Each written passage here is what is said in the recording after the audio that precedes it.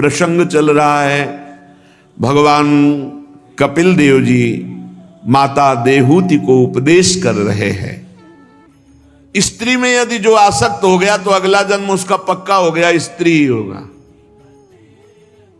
जीव पुरुष शरीराभिमानी जो स्त्री में आसक्त है, जैसे व्याधे का गान सुन करके मृग आकर पास खड़े हो जाते हैं और फिर उनको छाती में बाण सहना पड़ता है, मरना पड़ता है, ऐसे विधाता की रची हुई फांसी समझो। एक काम कामनी वासना की खेल जो है ना, ये विधाता की निश्चित की हुई मृत्यु समझो, फांसी समझो। बोले अपने लोगों की क्या बात है, अपने तो माता से पैदा हुए हैं, स्त्री शरीर से पैदा हुए हैं। जिन्होंने कभी स्त्री देखा नहीं तो पैदा भी नहीं हुए थे स्त्री से। श्रृंगी ऋषि श्रृंग वो हिरण से पैदा हुए थे। उनके पिताजी विभांडक ऋषि, वो दिनचर्या के लिए जल लेने गए थे तो वहां देखा कि गंधर्व अप्सरा केली करे, अप्सरा को देखा तो अप्सरा का शरीर। बहुत उन्होंने अपनी इंद्रियों को काबू में करना चाहा, लेकिन भगवान की लीला थी तो उनका वीर शक्ति स्राव हो गई। अब वो जल में संध्या तर्पण आदि के लिए स्नान करके अब वो प्यासी हुई मृगी आई, पिया तो ब्रह्म ऋषि का बड़ा ओजस्व में तो गर्भ रह गया। और जब उसके संतान हुई तो वहीं आश्रम के समीप ही एक सींग केवल हिरण का, जैसे गोकर्ण जी के कान केवल गाय के और बच्चा मनुष्य का, ऐसे सींग केवल एक और बकाया ब्रह्म ऋषि के। वो ध्यान के द्वारा देखा रहे तो मेरे ही बालक है, उठा के आश्रम में पालन करने लगे। कभी स्त्री देखा ही नहीं था। श्रृंगी ऋषि ने, जो ऋषि श्रृंग कहे गए, कभी देखा ही नहीं था। तो कह रहे तुम तो स्त्री से पैदा हुए हो, समाज में रह रहे हो, जिसने कभी देखा ही नहीं था उनकी हालत। अब एक दशरथ जी के मित्र थे लोमपाद महाराज, लोमपाद जी।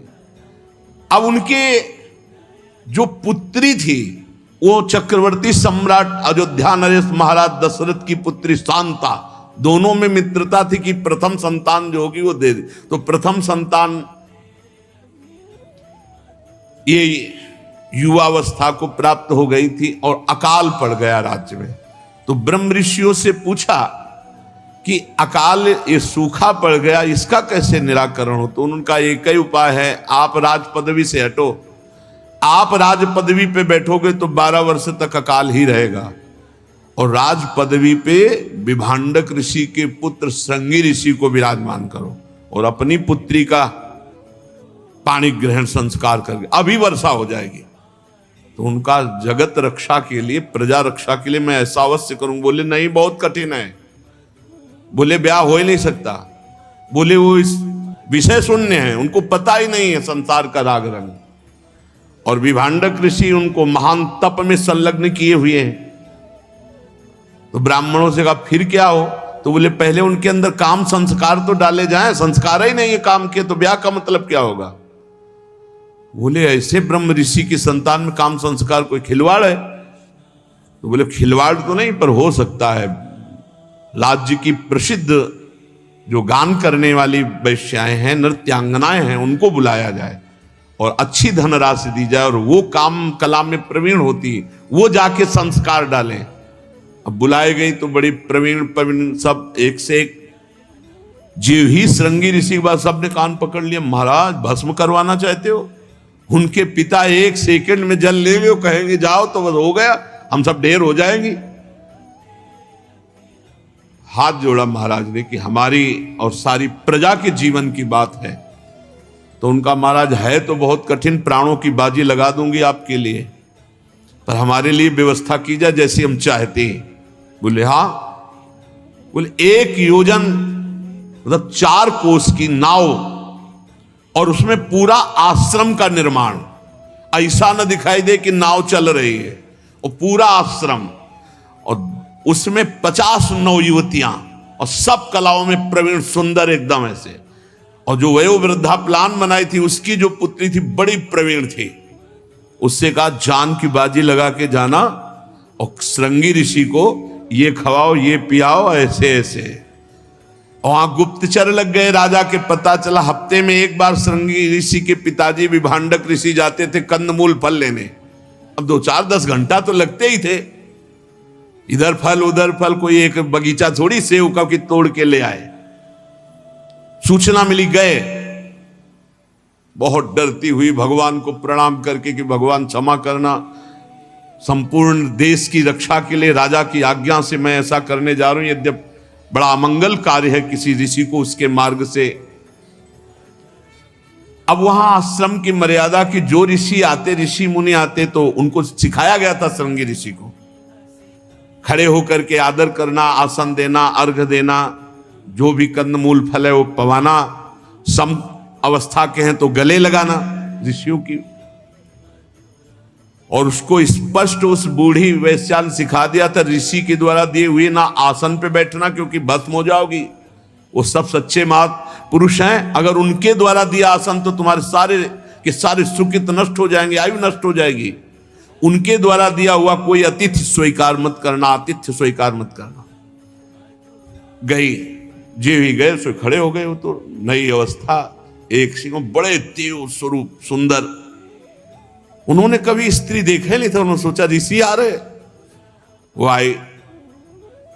उन्होंने कहा महाराज मेरा नियम है, आप हमें प्रणाम नहीं करेंगे, हम आपका आसन नहीं, अपना आसन निकाला और आपका दिया हुआ पानी भी नहीं पिएंगे, क्योंकि हम नियम में चल रहे हैं। अच्छा हाँ, बोले इतना हो सकता है। गले लग, जो ही गले लगे तो आज तक किसी ऋषि मुनि के गले लगने में ऐसा उनको अनुभव नहीं हुआ था। अरे कहां वो त्वचा, कहा गर्मी सर्दी सहने वाली त्वचा ऋषि मुनियों की। तो उनका ऋषि, आप किस देश के ऋषि जिनके केस लंबे लंबे, हमारे केस तो जटा पड़ गए। वो एकदम भोले, संसार को जानते ही नहीं थे। तो उनका हम थोड़ी दूर चलना पड़ता है, हमारा एक नगर है जिसमें हम जैसे बहुत से ऋषि मुनि हैं, तो उनका हम एक पेय बना के पीते हैं, इसलिए इतने सुंदर हैं। उनको पिलाओ, पिलाया, खवाया, अच्छे अच्छे फलों का जूस, आसो खूब। अरे अब तो श्रृंगी ऋषि को लगा कि कभी भी विभांडक ऋषि लौट के लावे और ये ऋषि हमारे साथ रहे। इतने में इशारा हुआ गुप्तचर का कि महाराज वहां से चल पड़े। तो उनका बस हमारे अनुष्ठान का समय होता, हम जा रहे हैं। विकल हो गए कुछ क्षण के मिलन में और कहा ऋषि हम आपके बिना जीवित नहीं रह सकते। तो उन्होंने कहा आप धैर्य रखना, मैं समय लगा के फिर आती हूं। वो ऐसे बैठे थे श्रृंगी ऋषि, पिताजी आए, कोई प्रणाम नमस्कार कुछ नहीं। तो उनका बेटा ये क्या, आज तक तो ऐसा कभी नहीं हुआ, यज्ञ की अग्नियां बुझ रही हैं, तुमने उठ करके ना तो हमारा स्वागत किया ना प्रणाम किया, ये क्या। बोले पिताजी धरती घूम रही है। पढ़ के बोले धरती घूमो पिताजी। अब आप जैसे ऋषियों को गले लगने का मन नहीं, एक ऋषि ऐसे आए थे कि हर समय मन कहता उनको गले लगा ले। ऐसे कौन से ऋषि आ गए। बोले आपकी जटाएं हमारी जटाएं बिल्कुल ठीक नहीं, उन ऋषि की जटाएं इतनी मुलायम सुगंध आ रही थी। तो उनका ये तो कोई राक्षसी हो सकती है या यक्षिणी हो सकती है, जो माया हमारे बेटे के मंत्रों के द्वारा पवित्र जलाल। और कहा ये जो पृथ्वी घूम रही इसका मतलब आसो पिलाया गया है तुम्हें। वो कोई साधारण मदिरा नहीं, तो वो फलों का आसो ऐसे बनाकर, क्योंकि अपराध नहीं तो नष्ट हो जाए। तो उनका हमने बताया था कि जब हम आश्रम में ना रहे तो इस तरह की जो दैवी माया है या राक्षसी माया है आक्रमण कर सकती, तुम्हें सावधान होना चाहिए। पिताजी उस ऋषि से मिलाओ। धीरे धीरे एक हफ्ता तो नहीं गए, फिर उन्होंने कम समय में कंदमूल फल लाने का सोचा। गुप्तचरों ने कहा गए कंदमूल फल लेने, वही आए, जे भी देखा सो दौड़ पड़े। तो उनका देखो आज हमारे अनुष्ठान का समय बहुत कम है, हम यहां बैठकर बातचीत नहीं कर सकती, अगर आपको हमारे से तनिक भी प्रेम है तो आप हमारे साथ चलो। तो उनका हम कभी लौट के ले जाएंगे आश्रम में, आपके साथ चलेंगे। चल, जिन्होंने कभी स्त्री नहीं देख, पहुंचे तो नाव थी, 1 योजन मतलब 4 कोस चारते हैं, 12 किलोमीटर की नाव, पूरा आश्रम। और देखा तो एक से एक सुंदरिया नव युवती। बोले ये ऋषि यहाँ, बोले अब हमको अपने आश्रम कभी ले जाना, हमें जिंदगी भर आपके आश्रम में रहना है। नाव चल पड़ी, फिर ले गए और महलों में उनको फिर शांता जी के साथ पाणी ग्रहण हुआ सिंहासन पर। तो यहां कह रहे हैं कि जो मृगी से प्रकट हुए कभी देखा नहीं। इसलिए जीव को चाहिए कि ये जो मानव देह मिला इसको नष्ट न करे, इसको सार्थ। बहुत बड़ी बात है ये, केवल लिखा पढ़ी की नहीं, हर समय दिमाग में छा जाए तो अभी आपको अनुभव में आने लगेगा कि हम कितना बड़ा घाटा कर रहे हैं जो अपने समय को भगवान से विमुख व्यतीत कर रहे हैं। पुत्र परिवार का पोषण ये हमारी जरूरत थी, ये हमारी वासना थी, लेकिन सरकारी काम के लिए हम वादा करके आए भगवत प्राप्ति के लिए। अगर ये न किया सो परत्र दुख पावई। अरे भगवान की इच्छा नहीं थी, हमसे भजन नहीं बना, काल अनुकूल नहीं था, समय अनुकूल नहीं था, प्रारब्ध अनुकूल, ये सब मिथ्या दोष लगाए। वो अपने कुटुंब का केवल पेट पोषण करने वाला, कुटुंब को और अपने शरीर को दोनों को यहीं छोड़ करके वो नरक जाता है और विविध जो पाप कर्म किए हैं उनका दंड नरक में भोगता है। अपने शरीर को प्रिय समझकर दूसरे के शरीरों को खाने वाला वो पाप रूपी गठरी साथ लेकर अकेले नरक जाता है और वहां जो जो अन्याय किया अपने कुटुंब पालन के लिए वो सब उसे अकेले भोगना पड़ता है।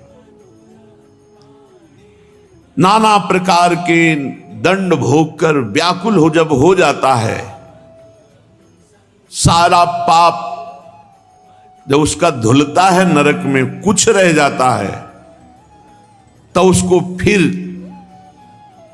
अन्य योनियों में भेजा जाता है। वहां से जब पवित्र होता है भोग कर, तब फिर मनुष्य योनि का संयोग बनता है। पता नहीं किस कल्प में बने अब मनुष्य योनि, जरूरी थोड़ी कि मनुष्य बनकर मरे तो मनुष्य ही बनेंगे, नहीं। अब मनुष्य शरीर कैसे बनता है? श्री भगवान कहते हैं, माता जी वो जब अन्य योनियों में भोग करके पुनः पहुंचता है तो उसे मनुष्य योनि का जब विधान बनाया जाता है तो पहले वो वर्षा के द्वारा जीव अन्न में पहुंचता है और अन्न के द्वारा माता पिता के उदर में पहुंचता है। जो पिता का वीर्य और माता का रज दोनों के संयोग से उसकी रचना होती है। अव्यक्त है, आत्मस्वरूप है, अविनाशी है। जब माता पिता के संयोग से रज और वीर दोनों मिलते हैं तो एक रात्रि में वो एक कलल बनते हैं, दोनों मिल करके कलल बनते हैं। 5 रात्रि में वो बुदबुदा बनता है। 10 रात्रि में एक बेर की आकृति जैसा होता है, हम ही तुम हैं। उसके बाद 10 दिन के बाद धीरे धीरे मांसपेशियां बढ़ना शुरू हो जाती हैं। 1 महीने में बड़े अंडे का जैसा रूप, 1 महीने के बाद फिर उसकी सिराकृति बनती है, खोपड़ी की आकृति बनती है। 2 महीने के बाद हाथ पांव के अंग बनना शुरू होते हैं। 3रे महीने में नख, रोम, त्वचा, हड्डी और स्त्री पुरुष का चिन्ह, बालक है या बालिका, ये छिद्र उत्पन्न हो जाते हैं। 4 महीने में मांसाद धातुएं नस नाड़ियों में रक्त संचालन प्रारंभ हो जाता है। 5वें महीने में चेतना जागृत होने लगती है और भूख प्यास लगने लगती है। भारी नरक है, भारी नरक माता का गर्भ। 6ठे महीने में त्राहिमाम बोल देता है, इतना कष्ट। झिल्ली से लिपटा हुआ मां की दाहिनी कोख में बच्चा रहता है, वहीं आसपास मलाशय और मूत्राशय है।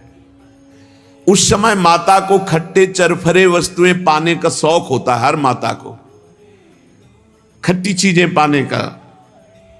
वो सब जाकर उसके शरीर को जलाती हैं, ताप पैदा करती हैं। माता के खाए हुए खट्टे चरफरे नमकीन मिर्च आदि वाले पदार्थ जघन्य मलमूत्र के गड्ढे में पड़ा हुआ वो शरीरधारी जीवात्मा भारी कष्ट भोगता है, सुकुमार होता है। वहां विष्ठा के कीड़े छोटे छोटे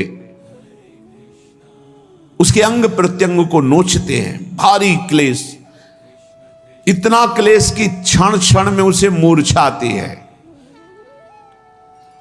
माता को और पसंद होता है गर्मा गर्म कड़वा तीखा नमकीन रूखा खट्टा आंतों से घिरा हुआ और सिर पेट की ओर तथा पीठ और गर्दन कुंडलाकार ऐसे मुड़ा हुआ। बहुत कष्ट मां के गर्भ में, बहुत। और देख लो, बड़े ज्ञाता बनते हो, 25 वर्ष 30 वर्ष 40 वर्ष की बात है, इसी घर में रह के आए हैं हम सब इसी मां के गर्भ में रह के आए हैं। अब वो बंद झिल्लियों में पराधीन अंग हिलाने डुलाने में भी असमर्थ, भारी कष्ट। उस समय भगवान की प्रेरणा से उसे कई जन्मों की याद आती, उसकी स्मरण शक्ति जागृत होती। तत्र लब्ध स्मृति दैवात्म कर्म जन्म सतोद्भवम, सैकड़ों जन्मों की उसे याद आती है। अब स्मरण दीर्घ मनुच्छ्वासम शर्म किम नाम विंदते, अब तो भारी भारी लंबी सांसें लेता है, हाय अब दुर्गति से कैसे बच सकता हूं। सैकड़ों जन्मों की याद आती है, उसे बिल्कुल शांति नहीं, घोर अशांति। 7वां महीना आरंभ होने पर ज्ञान शक्ति पूर्ण जागृत हो जाती है। अब प्रसूति वायु से वहां से चलायमान रखती है। यहां माता को आनंद होता है, बच्चा देखो हिल रहा है, उसे भारी पीड़ा भारी अशांति भारी क्लेश। केवल जीवनी शक्ति नाभि के द्वारा जो नाल है उसी से, न श्वास लेने की न देखने की, सब कुछ अनुभव हो रहा है, ज्ञान शक्ति जागृत हो गई है। सप्त धातु में स्थूल शरीर से बंधा हुआ वो देहात्मदर्शी जीव भयभीत हो जाता है। उसी समय भगवान की प्रेरणा से उसे भगवान का ज्ञान होता है, तो वो भगवान से स्तुति करता है माता के गर्भ में, प्रभु मैं बड़ा अधम हूं, जब जब आपने हमको अवसर दिया मनुष्य शरीर प्राप्त करके मुक्त होने का, तब तब मैं भोगों में फंस गया। ये गति मेरे कर्म के अनुसार ही दिखाई है प्रभु, मेरे योग्य हैं। अपनी शरण में आए हुए इस नश्वर जगत की रक्षा के लिए अनेक रूप धारण करने वाले हे भगवान, मैं आपके चरणों का सहारा लेता हूं जो अपने आश्रित को निर्भय कर देते हैं। प्रभु मैं जीव इस माता के उदर देह में इंद्रिय और अंतःकरण रूपा माया का आश्रय कर पुण्य पाप रूप कर्मों से आच्छादित बद्ध की तरह दुख भोग रहा हूं, बड़ा संतप्त हूं प्रभु। अखंड बोध स्वरूप हे भगवान हे परमात्मा नमस्कार है। प्रभु इस समय मुझे ज्ञान हो रहा है कि मैं शरीर नहीं हूं, असंग हूं, मैं पांच भौतिक शरीर से संबंध रखने वाला नहीं हूं। इंद्रिय गुण शब्दादि विषय अहंकार ये सब मेरे नहीं है। पर प्रभु ये अभी अभी ज्ञान हुआ है। हे प्रकृति पुरुष के नियंता सर्वज्ञ विद्या शक्ति संपन्न परम पुरुष, मैं आपके चरणों की बार बार वंदना करता हूं। आपकी माया से स्मृति नष्ट हो जाती है कि मैं कौन हूं। यही कारण है कि आत्मा जीव कहलाया, और वो माया के 3 गुणों सतोगुण, रजोगुण, तमोगुण में फंस करके कर्म करता, कर्म बंधनों में बंद करके फिर यही कष्ट भोगता है, बार बार जन्म, बार बार मरण। ये माया आपकी कृपा के बिना ये जीव ऐसा फंस जाता है, फिर ऐसे कर्म करता है, प्रारब्ध कर्म वो बन करके फिर नए देह की प्राप्ति, फिर वहां भोगना, ये बार बार माता जी चलता रहता है जब तक मोक्ष नहीं होता। इसलिए चाहिए कि मानव शरीर से संत महापुरुषों का संग करके ऐसा ज्ञान प्राप्त कर ले, ऐसा भजन कर ले कि वो इसी जन्म में स्थूल सूक्ष्म कारण तीनों शरीरों से राग रहित होकर भगवत प्राप्त हो जाए। उपासक को चाहिए कि ये सब सुनकर भयभीत ना हो जाए, कमजोरी ना आने पावे। भय मत करो, भगवान हजारों जन्मों की सेकंड में बिगड़ी बना देने वाले हैं। भरोसा रखो और अपने स्वरूप का थोड़ा तो ज्ञान रखो। तुम अविनाशी हो, निर्लेप हो, निर्विकार हो, तुम्हें कोई कभी गंदा कर ही नहीं सकता। तुमने गंदगी बटोर रखी, बस उसे छोड़ना है। धैर्य पूर्वक नाम जप करते हुए निसंग भावना से इस माया चक्र को तोड़ना है, जन्म मरण के चक्र को। शरीर जिसने धरोहर की तरह रखा, कबीरदास जी महाराज कहे, चदरिया जैसी की तैसी धर दीनी, झीनी रे झीनी। प्रभु जैसा शरीर दिया था इसे अपवित्र नहीं किया, वैसे ही वापस कर रहे। जैसी बुद्धि दी थी कभी से फंसने नहीं दिया, वैसे ही भीष्म जी कह रहे हैं प्रभु श्री कृष्ण से अंतिम समय, मेरी बुद्धि रूपी कुमारी कन्या का श्री कृष्ण वरण करो। आज तक बुद्धि ने किसी का वरण नहीं किया। इस शरीर को धरोहर की भांति रख करके जितने दिन जीना है खूब नाम जप करो, धर्म पूर्वक आचरण करो, दूसरों को सुख पहुंचाओ और वो सब भगवान को अर्पित कर दो, उसका फल हो जाएगा भगवत प्राप्ति। और जो पुरुष ऐसा नहीं करता, केवल घर में रहकर सकाम भाव से गृहस्थों के धर्म का पालन करता है, न नाम जप, न भजन, न कीर्तन, न कथा, न परोपकार, और बस वही काम भोग का अनुष्ठान, तरह तरह की कामनाओं से मोहित, भगवत धर्मों से विमुख, और बहुत बना तो श्राद्ध पितरों को पिंडदान, बस इसी में लगे रहते हैं। उनकी बुद्धि केवल उपासना कर सकती है तो पिंडदान, देवता, पितर इन्हीं को। और ये उपासना जब बहुत अच्छी हो जाए देवताओं की, पितरों की, श्राद्धों की, तो चंद लोक तक पहुंचाती है, कोई भगवत प्राप्ति नहीं। चंद लोक से पुण्य क्षीण होकर फिर यही मृत्यु लोक में आना पड़ता है। जिस समय प्रलयकालीन भीषण शेष जी के फणों से जहरीली आग निकलती है तो ब्रह्मलोक तक सब भस्म हो जाता है, औरों की तो बात क्या, ये चंद्रलोक आदि क्या। इसलिए अनासक्त हैं जो, किसी से भी आसक्ति नहीं, सब में भगवत भाव, प्रशांत, किसी भी द्वंद्व से वो विक्षेप को प्राप्त नहीं होते, प्रशांत। अंतःकरण की कैसी भी स्थिति हो, उपासक को कभी विक्षिप्त नहीं होना चाहिए। आप अंतःकरण नहीं हो उस समय, तत्काल ध्यान, अशांत है अंतःकरण, बहुत परेशानी, जलन हो रही, आप बिल्कुल अलग हो जाओ। बड़ी मस्ती की बात, बहुत मना कर रहे थे कि नहीं नहीं नहीं, भोग मर, असंग, अब भोग तो असंग हो जाओ, तुम अविनाशी हो, तुम अंतःकरण नहीं हो, तुम देह नहीं हो, बस ये समझ पाओ तो समझ पाओ।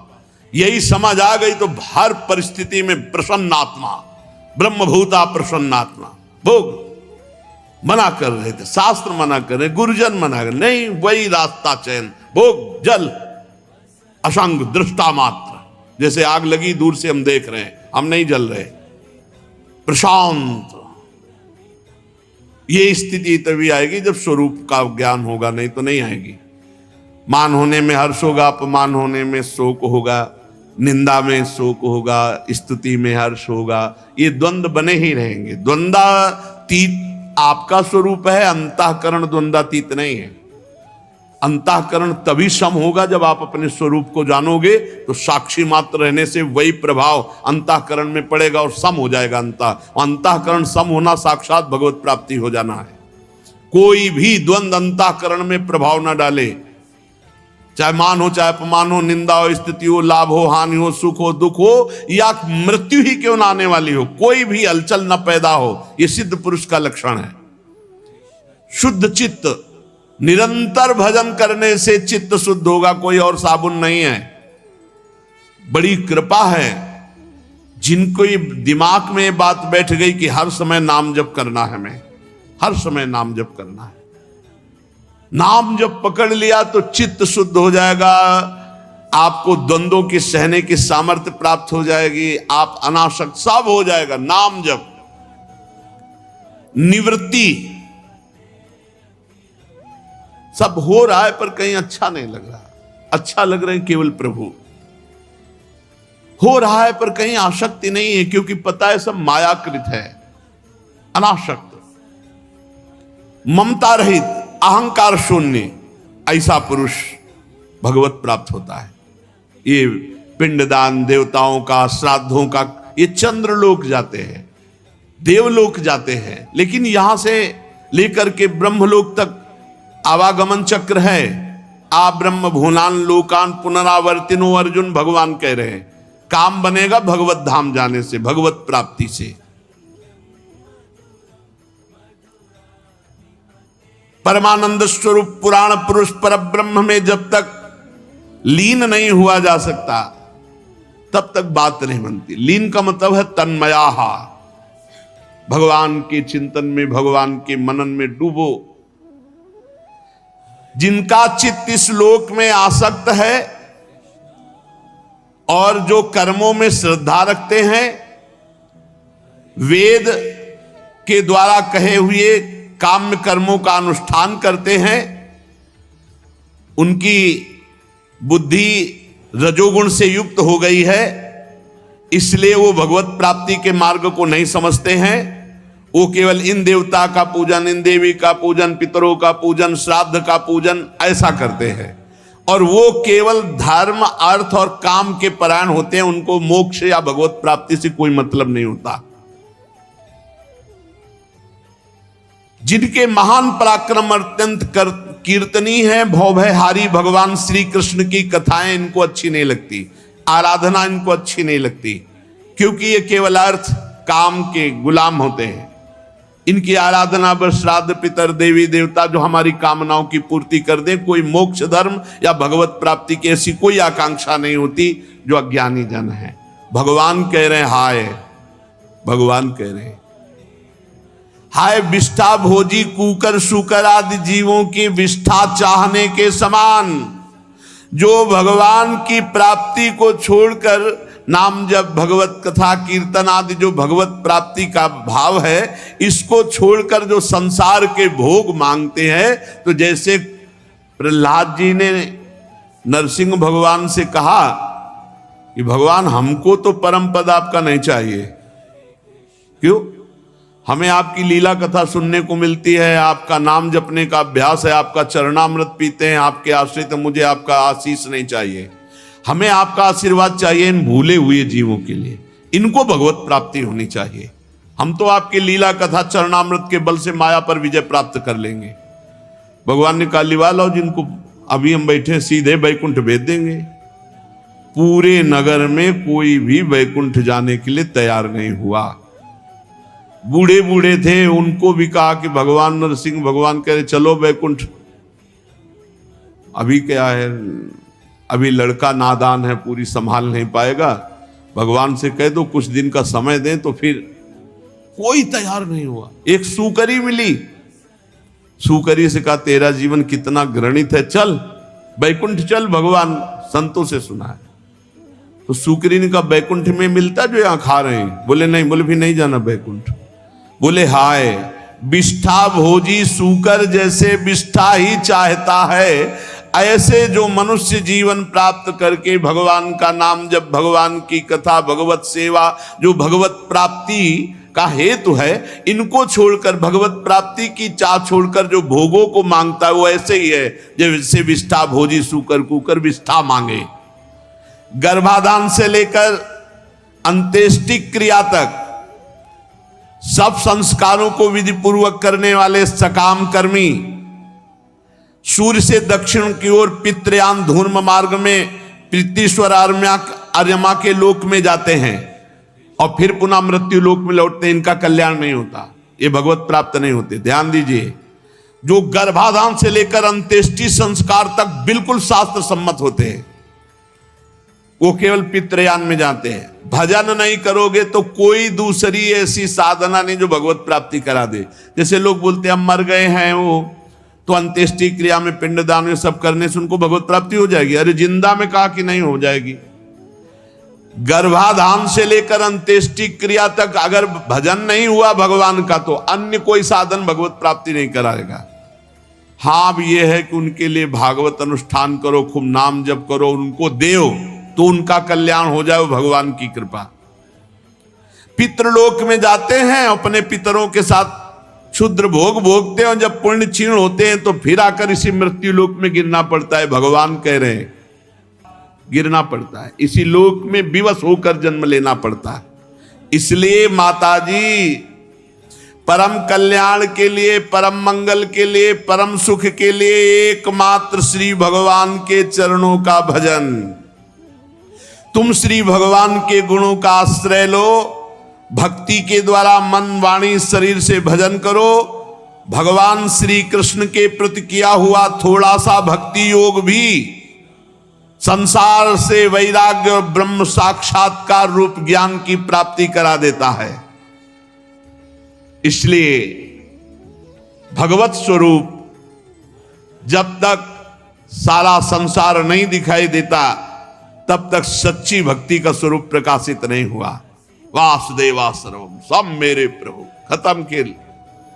सर्वत्र भगवान का दर्शन होने लगा तो जीते जी जीवन मुक्त हो गया।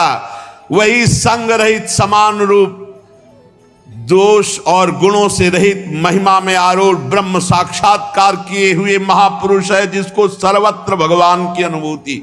सर्वत्र ब्रह्म एक है, ज्ञान स्वरूप है। बाह्य वृत्तियों वाली इंद्रियों के द्वारा भ्रांतिवश अनेक अनेक रूप, अनेक अनेक पदार्थ दिखाई देते हैं, लेकिन सब में परमात्मा एक है।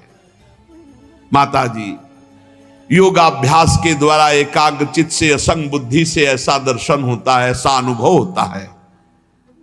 योगाभ्यास यही कि बार बार चित्तवृत्ति को हटाकर प्रभु में लगाना, एकाग्रता पूर्वक प्रभु का चिंतन करना, असंग, किसी से अपनापन न करना। माता जी, मैंने ब्रह्म साक्षात्कार का साधन रूप ज्ञान तुम्हें सुनाया। हे देवी, ज्ञान योग और मेरे योग भक्ति योग, इन दोनों का फल एक ही भगवत प्राप्ति है। ज्ञान में आत्मस्वरूप का बोध होना, संसार से मुक्त हो जाना। भक्ति में भगवान का साक्षात दर्शन होना, संसार से मुक्त हो जाना, आत्मबोध हो जाना। मम दर्शन फल परम अनुपा, जीव पाओ निज सहज स्वरूपा। नाना प्रकार के कर्म कलाप करने वालों को क्या मिलना है? इसलिए उन हर कर्मों को भगवान को समर्पित करते हुए, नाम जप करते हुए कर्म करो। मान लो, कोई भी कर्म शास्त्र विरुद्ध मत करो, नाम जप करते हुए सत्कर्म करो, उसे भी भगवान को समर्पित कर दो, बच जाओगे इस माया की पिटाई से। नहीं तो बार बार कौन कौन सी योनि में जन्मना मरना। माता जी, मैंने ये सब तुम्हें 4 प्रकार की भक्ति सुनाई, अष्टांग योग सुनाया, प्रकृति और पुरुष काल, ये सब सुनाया। 4 प्रकार की भक्ति, सतोगुणी, रजोगुणी, तमोगुणी और गुणातीत। देहूती जी ने कहा, प्रभु ब्रह्मा जी आपके ही नाभि कमल से प्रकट हुए हैं। प्रलयकालीन जल में शयन करने वाले आपके पंचभूत इंद्रिय शब्दादि विषय मनोमय विग्रह, जो सत्वादि गुणों के प्रवाह से युक्त सत्स्वरूप, कार्यों कारण दोनों के बीज हैं, ये सब हमने सुना। निष्क्रिय सत्य संकल्प, संपूर्ण जीवों की गति, ये सब सुना। बड़ी विचित्र बात है प्रभु, ये सारा प्रपंच आप में है, फिर भी आपको भूला हुआ है। कैसे नाथ आप परम स्वतंत्र आनंदमय हो कि माया में बालक रूप धारण करके अपने चरण का अंगूठा चूसते हुए अकेले वटवृक्ष के पत्ते पर शयन करते हो, और उन परमात्मा को मैंने अपने गर्भ में धारण किया। विभो, आप पापियों का दमन करने वाले हो, अपने आज्ञाकारी भक्तों का अभ्युदय एवं कल्याण करने के लिए स्वेच्छा से धारण करते हैं। जैसे आपके और अवतार हुए, ऐसे आपका एक कपिल अवतार हुआ। ये केवल योग मार्ग, भक्ति मार्ग, ज्ञान मार्ग दिखाने के लिए हुआ। भगवान वो धन्य हो जाता है जिसे आपका नाम सुनने को मिल जाता है। नाम कीर्तन, भूला भटका माया में जो आसक्त चित्त है, अगर उसको भी नाम महिमा सुनने को मिल गई, नाम जपने लगा, नाम कीर्तन, तो कह रहे स्वादोपि सद्यः सवनाय कल्पते, कुत्ते का मांस खाने वाला चांडाल भी सोमयाजी ब्रह्म ऋषि के समान पूजनीय हो जाता है